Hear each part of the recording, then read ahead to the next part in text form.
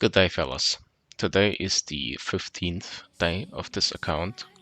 Do not forget to claim your big chests on the bottom side of the login bonus. So for this one you get 1000 crystals, and for the 30-day consecutive you get 20,000 crystals. In today's video I will cover only a few aspects, as well as an information for the next weeks.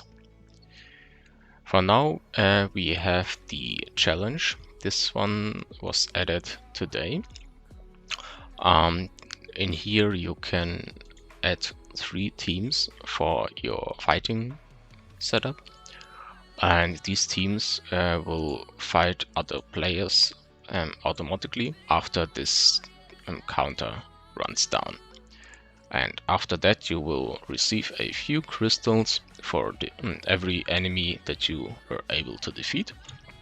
So this one is a game mechanic that's only interesting in a much later state of this game. As for the Dragon Island, the Pegacon trial, I'm gonna show you a picture right now. Right here you can see that usually you get those 1-star missions. In these missions you can access one 6-star spirit, and you can upgrade those missions to get these 6-star spirits and additional resources like epic magic coins, heroic summoning scrolls, or even crystals as well.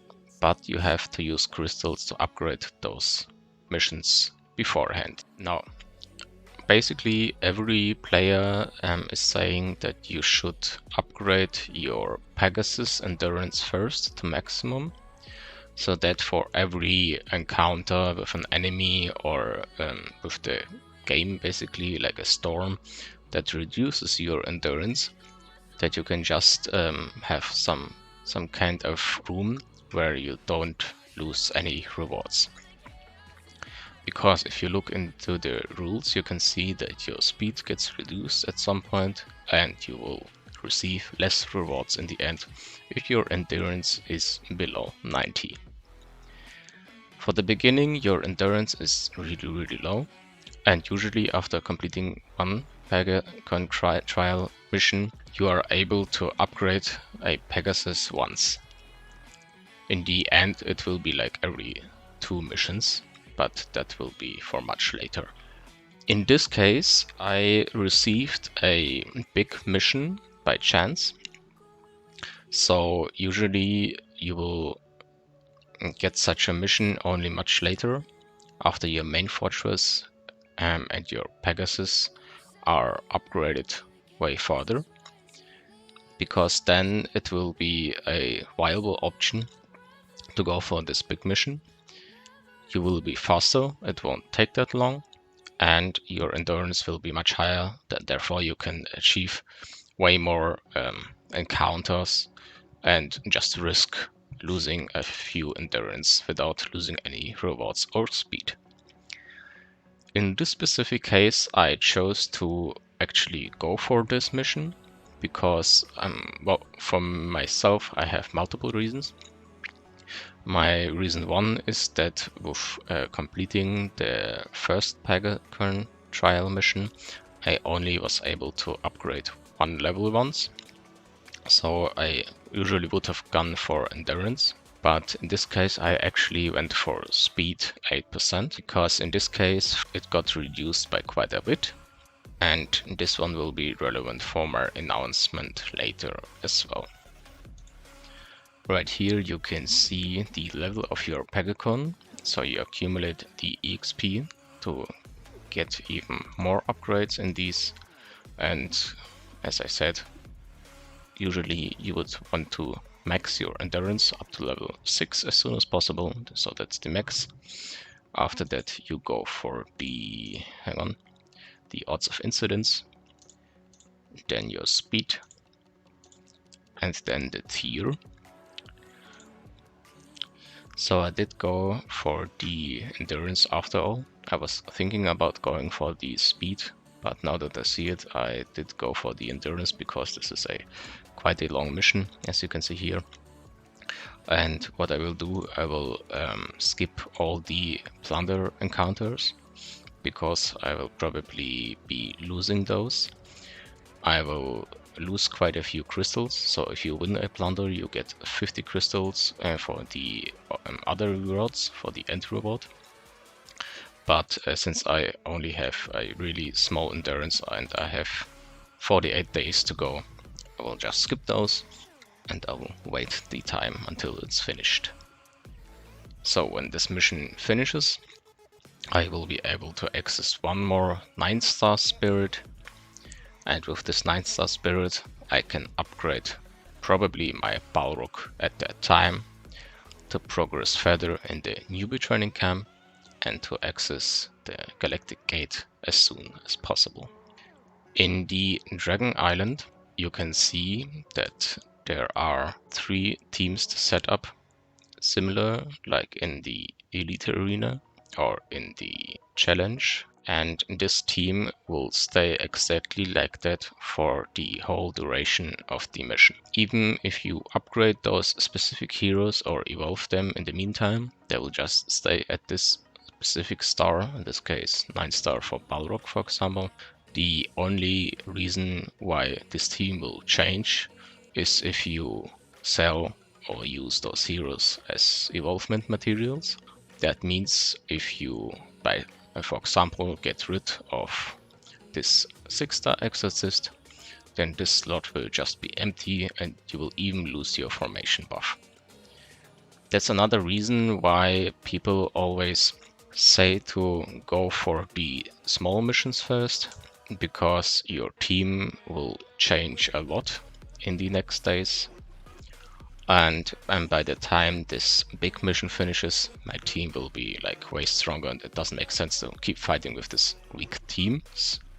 But I chose this big mission because from tomorrow on I won't be able to access my PC for 6 weeks, because I have to work in another city and I won't have time to log in as much as I did for now as well. Therefore I will just do my daily logins and I will try to get the maximum out of the time where I can't access my PC. As for the Dark Tower, I finished 450, and this is the last stage where there are basically strong 6-star heroes, you can say, because from now on there will be strong 10-star heroes. And with this setup, that's probably my limit.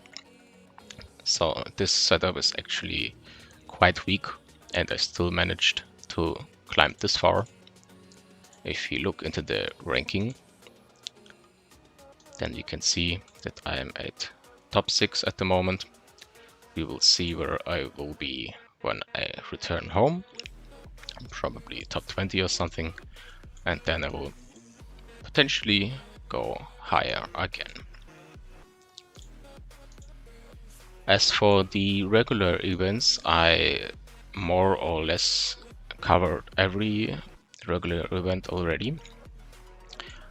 I would like to show you the DICE event upcoming week as well, but I'm not sure if it will work with my smartphone, because even then I wouldn't be able to edit the videos, but maybe I will do just a short one just to show you the event.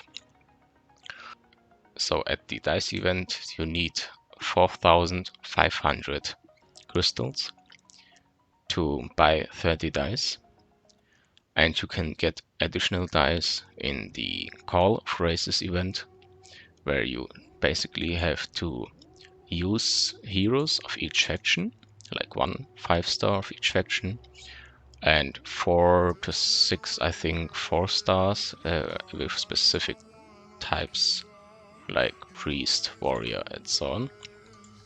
These 4-stars can be from various factions as well, and you use those 4-5 heroes to exchange them for another featured hero and a few dice. So you should always go for the exchange to get those dice.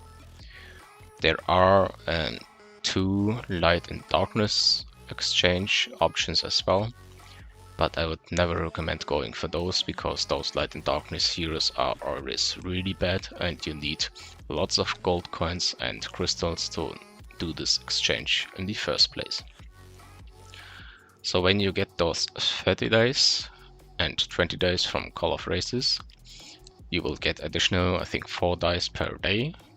Times 7, it's 28 dice, so a total of 58 dice, which you can use in the mini game in the event upcoming week to get lots of resources. And there's actually a strategy in there how to get maximum rewards, and that's why I would like to do one more video next week as well, if possible. As for the level 80 mark for the Ghost Roof, I would like to show you this one as well. And for the Spring of Pegasus wheel, I need level 80 as well. It will actually be quite close. I'm not even sure if I will be able to achieve level 80 before the new event hits in 3 days and 19 hours. And so basically it could be that I'm not even able to claim this reward at all. It wouldn't be the end of the world, but you know, a 5-star artifact would be nice after all. In the meantime, I will probably be able to go all the way up to stage 37, because in stage 37 I need to do 50, or in this case 45 more heroic summons, and as you know, I would like to save up all those scrolls, so that's probably the point where I will just stop with the newbie training camp for now. If we go further, we can see there are only 5 more stages anyway. Depends on the situation, we will see when the time comes around. Alright guys, so potentially we will see each other again on this Friday, and if not, then I will return in more than 6 weeks again.